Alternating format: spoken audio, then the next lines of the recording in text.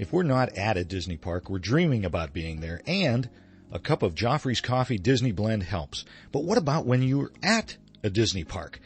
The Joffrey's Disney Kiosk and Restaurant Locator will make sure you never miss out, whether it's a cool drink on a hot summer vacation or a great cup of coffee at a Disney signature restaurant.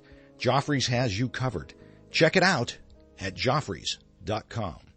Please stand clear of the doors. Por favor, manténganse alejado de las puertas. To our new passengers, aloha and welcome aboard.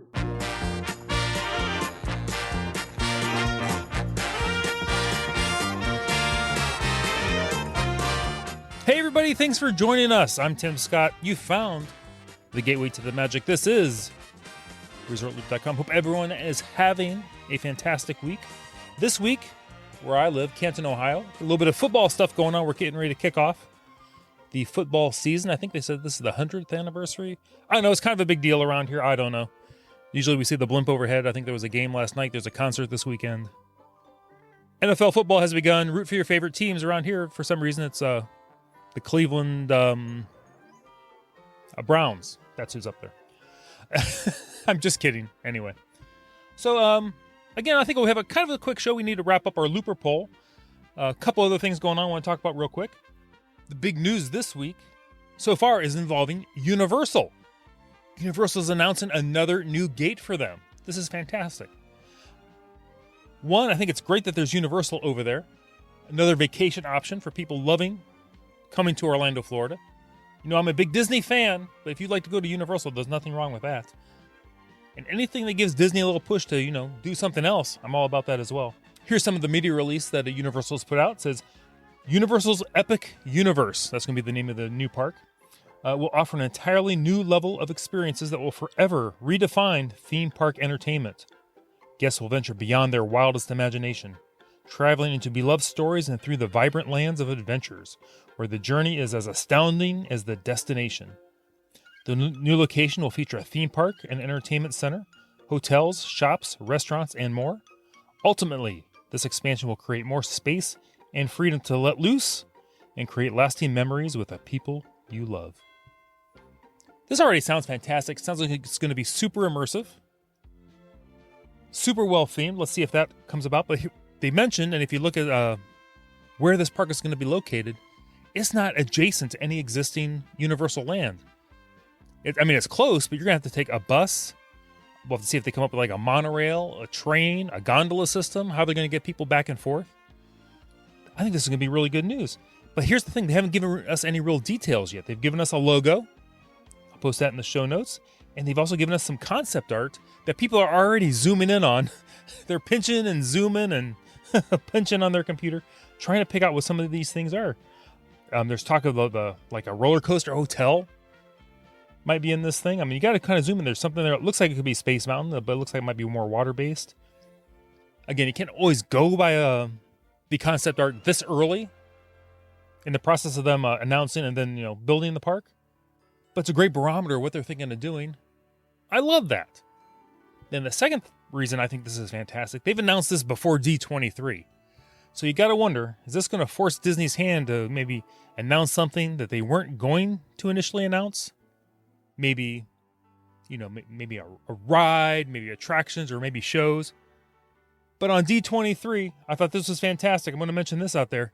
There's a new slot that they opened up, I believe it was on the Saturday, about an announcement coming out that wasn't on the initial schedule. So we will see what this announcement is. Stay tuned for that. D23, I think is going to be very exciting. I'm going to have another show about D23 coming up that I can't wait to put out there and hear what you guys are going to think about D23. Anyway, I want to continue right now. We're going to continue talking now. This is part 2 of the Looper listener poll of what's your favorite looping attraction? These are the attractions you like to go on at the end of the evening before the park closes that you just get off the ride, get right back on, off right back on until the park closes. We're going to continue the list with Mr. Chad Pennycuff. Says, I've been known to ride Everest 8 times in one night. The last 90 minutes has been open. The one I'd ride over and over again is Guardians of the Galaxy at Disney's California Adventure. He says, I've done 8 times in a day on that with rope drop. Max Pass and sneaking in minutes before closing time. I'm telling you, Chad, I don't think you have any motion problems. I don't know if you're taking bone-on, you're wearing stuff behind your ear, what you're doing, but that is fantastic. Those are great rides. Megan Dedamore says, Big Thunder or the People Mover. Love those. Robin Howard, we love Robin, says Everest. Again, I'm good for once, maybe twice on Everest, and then I'm walking in circles. Brian Dumont says, the People Mover. Love the People Mover. People Mover is very popular. Love that. Oh, Sheila Ginsburg says, another vote for the People Mover. She can picture now getting off your feet at the end of the day. Good point. If hopefully nobody's sitting right across from you there, you can kind of prop your feet up. Enjoy the breeze. Get that night air. Great place to people watch people getting out of the park. Kids sleeping in their strollers on their way out of the park. Sheila, love that. Joe Massaro says, a tricky question. For the Magic Kingdom, he goes on Buzz to hit the high score if no one is in line. Love that one. Love that one, Joe. Mary Ann DeLay Tracy says Soarin'. Love that. Katie Thayer says the monorail. At the end of the day, she just wants to ride the monorail around and around, and I'm okay with that. Jenna Kirsten says Splash Mountain every time. You know, if it's a nice warm night, and you're getting an on and off splash, and you're getting a little bit wet, that's fine, because you're going to go back to the hotel room. You can towel off, shower, get in bed, and redo it for the next day. So I'm not a big fan of going on Soarin' first thing in the morning. If you happen to get super wet, 90% humidity, you're never drying off. Then you're getting cold and clammy when you're in air conditioning. Ugh. They'll maybe just buy a towel and a new shirt. Then there's that. Sandy Lopez says Big Thunder. Love Big Thunder. That was a great call, Sandy. Joe Daniel says, when we aren't ramped up in the fireworks or Fantasmic, we love to ride Peter Pan. If we're in Hollywood Studios and we have to get Toy Story Mania as much as we can. Animal Kingdom for sure. The choice is Expedition Everest. Flight of Passage if it's not too long a wait. And finally, at Epcot, we are doing Spaceship Earth over and over. Nothing like the parks at night. It's so hard to leave. And now we are going to go for a week and a half with a trip report from a new Looper member. Joe Daniel, absolutely. You let me know when you get back. We will set something up. I want to hear all about your trip and see if you loop any new attractions at the end of your night. Joseph Kleinmeyer, hope I got that right, Joseph, says, for the last ride of the day at the Animal Kingdom, it's Everest. Epcot, Spaceship Earth. Spaceship Earth is a good one, because that's when you're right out the door. If there's no line, up and in, out and down. Just keep doing that one. Plus, you can keep changing your story at the end on the computer if you'd like. Let's see here. Hollywood Studios, Rock and Roller Coaster. Big Thunder Mountain if you're in the Magic Kingdom. So Everest and Big Thunder are great for the slow walk back as the park empties. That's a great call. It's a good place to get some pictures. You know, let all the people ahead of you. Let all those people wait in line for the buses and the monorails. You know, let them all filter out. That way they're all gone by the time you get up there. It's not quite as bad. Joseph, I love that one. Karen Ellis. I didn't see this one coming, but this is a good call.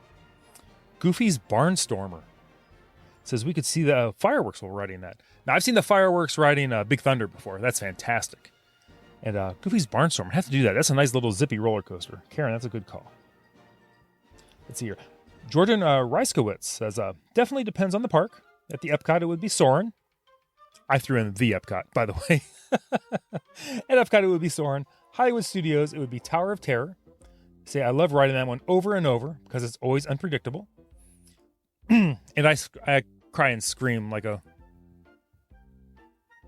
let's say little girl, but they're usually braver than I am. At Animal Kingdom, it would be Expedition Everest. Although I'd love to go on Flight of Passage 100 times in a row if I could. But time is money. That is true. At the Magic Kingdom, it's always Space Mountain for me. Justin Whitley simply says TTA. Jeff Cricken says Star Tours. When I was a teenager, my parents took us to the Brown Derby for dinner at the MGM Studios, just as one of those classic Orlando evening thunderstorms was rolling in. After I finished eating, I asked if I could go off on my own for a while, and booked it over to Star Tours. I must have gotten in 4 to 5 times through the Endor Express. And this was when the ride only had one possible outcome. This was before he had to go back to meet mom and dad. That's right. If you're going back a little bit, it was the same ride every time. There was no change in the scenes. It was just the same from beginning to end. And I would have done that same thing. Jeff, that's a good call. Jeremy Hunt says if we ever stayed that late, we rarely do, it would have to be the TTA People Mover. Brad Coates, member of the DVC Roundtable, says rushing over after a nighttime show to try and catch one last ride on Flight of Passage. Love it. Calvin Connor says, I find myself in line for Splash Mountain most every time when closing down the Magic Kingdom. The poor cast members outside waiting to close them. They're like, would you stop riding our ride? We want to go home. Got to shut this down, drain the water. Okay, they probably don't drain the water, but still. And then Joey Brewer says the Rosencrowden Pub for a pint. Oh, wait. That's not an attraction. Again, Joey, I've not seen you drink. Maybe it is an attraction. And maybe you're getting a yard of beer. Maybe you're not just getting the pint. But I'm not here to judge. I'm just here to watch. Everybody, thank you. Let's break this down. It's time for the top 5 Looper Nation poll for your favorite attractions to loop at night. These results, well calculated, don't go by my math. Tied for number 5, 6% of the vote. Pirates of the Caribbean and the Haunted Mansion. Interesting, and they're relatively close, so I thought that was very interesting. Coming in at number 4, 8% of the vote. Spaceship Earth. Number 3, at number 10, Big Thunder Mountain Railroad. Getting some love. Coming in at number 2, 12% of the vote. Expedition Everest. And the number 1 looping attraction from the Looper Listener Poll for 2019. Not that we'll do this in 2020, but maybe we will. Far and away the winner, 23% of the vote. The Tomorrowland Transit Authority, also known as the People Mover. I agree with that totally. It was a good poll. Thank you everybody for input on that. That was a lot of fun. I'm going to come up with another poll here, maybe in a week or so. If you have an idea for a poll or something you want to put out there, let me know. Send it over to Tim at ResortLoop.com, and we'll see if we can get it out there over at Looper Nation Live. If you're not a member over at Looper Nation Live, why aren't you? Everybody, I'm going to wrap this show up. I got some Hall of Fame stuff I need to do, some festivities I might need to take part in, or just hide from all the people here that are here for Hall of Fame festival activities. Tim Scott, Facebook, Twitter, the website, ResortLoop.com. If you're looking to book a trip, check us out at ResortLoopTravel.com. There's going to be big happenings in the next few weeks, not only with D23, but probably at ResortLoop.com also. Everybody, thanks for joining us. Tim Scott, Facebook, Twitter, the website, ResortLoop.com. Did I already say that? I'll just say it again. You've been listening to the Gateway to the Magic. See you, everybody.